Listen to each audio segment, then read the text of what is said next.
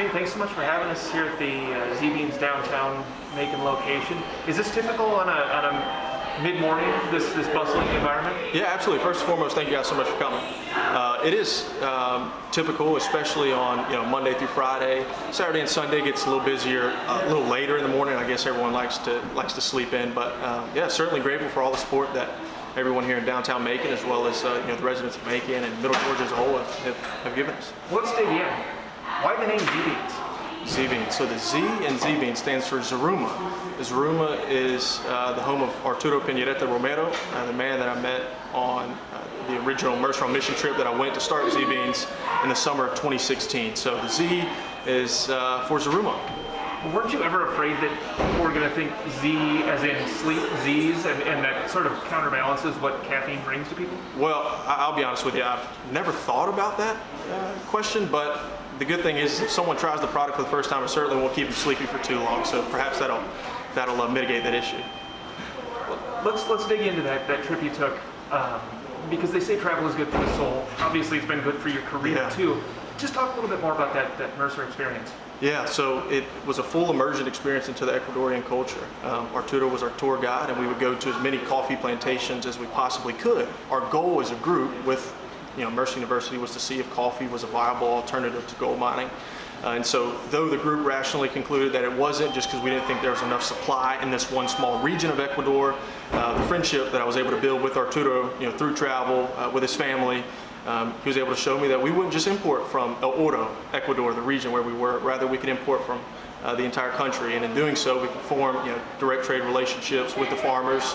They become friends, they become phone contacts on my phone that I speak with regularly. So without that ability to immerse and to travel to Ecuador, Z-Beans certainly wouldn't have come to fruition.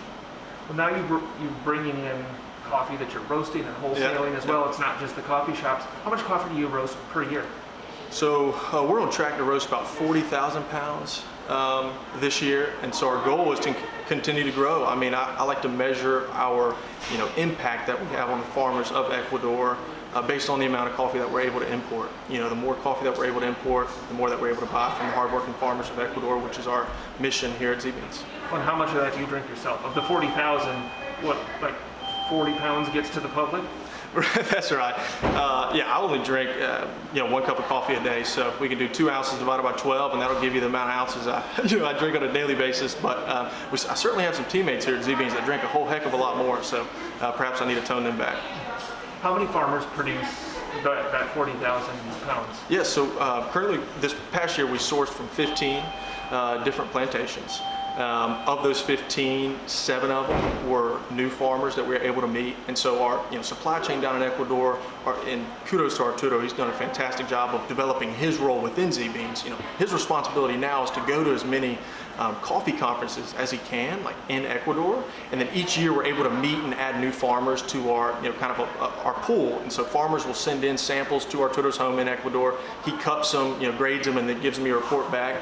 So our goal is to continue to expand the amount of farmers that we're working with while maintaining our core base of farmers that we're continuously adding to.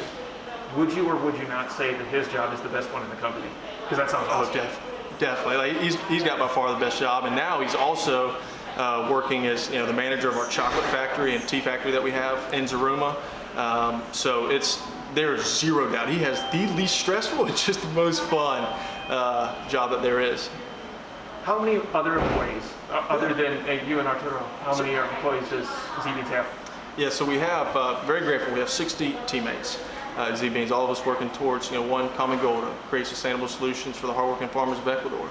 Whether that's through the coffee shops, through our wholesale sector, where we'll partner with local businesses and be able to supply their office with coffee.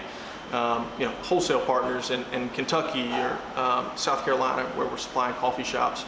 And our goal is to be able to always put a face behind every cup. And so it takes a lot of teammates to be able to do that, to be able to trace it from origin, but then also continue to give credit back where it's due to the hardworking farmers of Ecuador. So what's the most popular beverage on the menu? So for customers that come in frequently, it's certainly the Cafe Frizzado. So the Cafe Frizzado is kind of our version of the Frappuccino. It's certainly way better than any Frappuccino you may have had, but it's a frozen beverage. For people that come in for the first time, maybe like tourists here in Macon, it's certainly kind of a latte.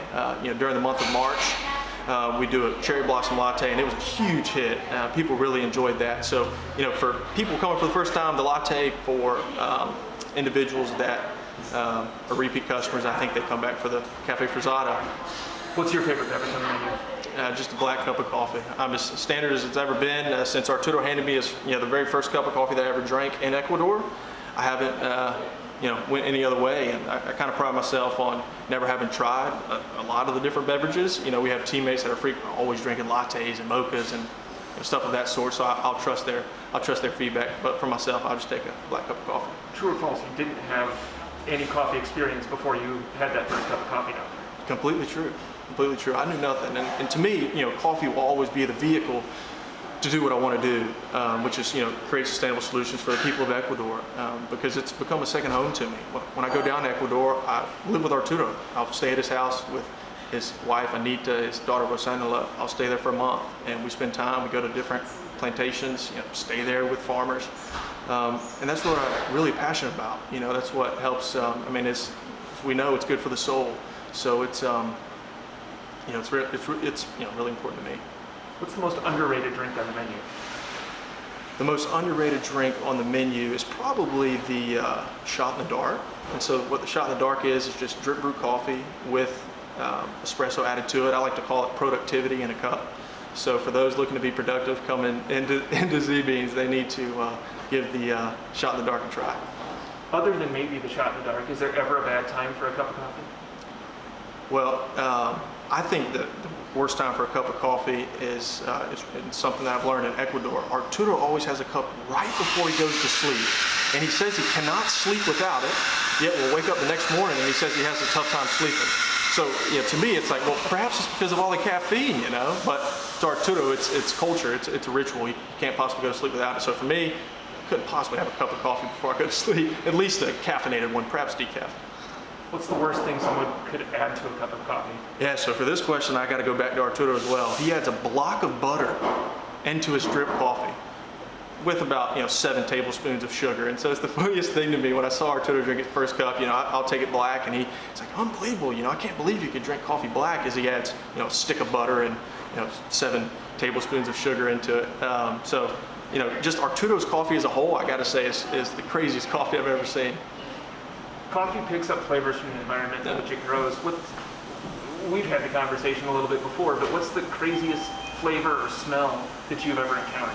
Yeah, it certainly does. And I'll use this question to talk about the honey processed coffee, because while it's common, people have tried honey processed coffees. What a lot of the farmers that we're working with do to produce their honey process. So, for instance, Ramiro Pauta and Malacatos, Alfredo Ochoa and Piñas, Jose Mayo. They're using cross-pollination of bees to legitimately create this honey processed coffee that's incredible. And so just cross-pollination, they'll have sugar cane, bananas. Ecuador is the largest exporter of bananas in the world. Orange trees, cacao. So they're using these bees to cross-pollinate, and it's truly created some incredible coffees. Then you pair that with, for instance, Ramiro's ability to play with fermentation methods. When he's starting to dry out the coffee and process it. I've tried some incredibly good coffees in Ecuador. Now, the ability to scale them, right, and bring them here to the States and have 50,000 pounds that people can buy, it's impossible. But when you're at origin, you get to see the true creativity of the farmers, and it's, it makes for really quality cups of coffee. What's the best food to eat with a cup of coffee? So I'm a big food person. I'm a breakfast sandwich, so perhaps the pimento cheese and bacon croissant is one of my favorites. But I know a lot of other people like pastries, so whether it's a fresh baked muffin or a scone, Danish, those are also some quality foods. My dad offered me coffee with pizza the other day. Thoughts? Well, if you're having pizza cold in the morning for breakfast, I always did that growing up, and I still do it today. If I eat any food, so I can't say anything negative about it. What would you say to those folks who prefer the big name, the big brand coffees, and haven't tried Z-Beans? Well, I'm a entrepreneur myself, and I hope Z-Beans continues to grow. So I certainly don't like to talk bad about people, nor would I knock any other brand, because at the root of all brands are people that have worked very hard and have given their life to make that brand successful. My only thing I would say is just I encourage every consumer to know who the person at the bottom of their supply chain, what was that person paid? How was that person treated? It's essential. And coffee is one of the easiest forms to manipulate the man at the bottom. And I think that's, one of our missions with Z-Beans and why I'm all about the farmer, because at the root, it does start with that farmer. And, what are they getting paid? And so, like, for instance, all the farmers will send me in their cost of goods sold. So like here at at our coffee shop, I need to know what every item cost us that we're pushing out. And for the farmers, I've told them it's no different. Now what if we develop this relationship where they can tell me that, I know that, and it doesn't impact my ability to purchase their coffees at $2 a pound or if it's $2.50 a pound. So we've developed this objective grading scale where Arturo is the one who grades it. Our lowest coffees, we don't pay any less than $2 a pound, which at time of import last year was 12% higher than fair trade certified organic coffees trading into a cooperative. And we're trading direct trade, and there is no certifications required, And then our highest end coffees, we're paying $3 a pound. And these are green coffee beans in Ecuador. We're still paying shipping, I encourage people to think about that and to care about it, most importantly, because in doing so, you'll make good decisions. And I'm certainly not saying that Z-Beans is the only company that cares about what we're paying our farmers, because that's not true at all. There's a lot of other coffee companies that are doing great work, and they care about that person at the bottom of the supply chain just as much as they do at the end consumer and how much they're paying. Changing gears completely. Yeah. What are your thoughts on Kopi Luwak? Yeah, I've heard a lot about it, and I mean, as an entrepreneur, I think scalability. Like, how many of these weasels can you have digesting this coffee and pumping it out? I don't know the scalability of it. Now, I've never tried it myself, but I know like my girlfriend's father, he swears by it. He thinks it's the greatest thing ever, and it's obviously very expensive. I mean, that's quantity, supply, quantity demanded, but. I question scalability. Like, are you going to have a bunch of these weasels? I don't know, but it's interesting nonetheless. And what's the next step for Z-Beans? So next step is just continue to push forward. One of the things I'm focusing on at this moment is trying to continue to build our team and empower everyone within that team. It's something early on, you take every opportunity you can get. And almost all of those times, every opportunity you're getting is you're seeing it out, But now as we continue to scale, my role becomes more defined, as far as strategy is concerned, working with those in Ecuador. So my time's scarce. So continuing to build a team where we have people in specific roles, and I mean what we've done from the very beginning is everyone that we've brought on to our team has started as a barista and has been able to work their way up. So it's been great. They understand the culture, and the culture's replicable is what I like to think. Again, thinking of the scalability notion, but continuing to grow and form strategic partnerships in Middle Georgia as well as other cities that are open to us. We sure appreciate the time, Shane. Thank you so much. Yeah, thank you all so much for coming.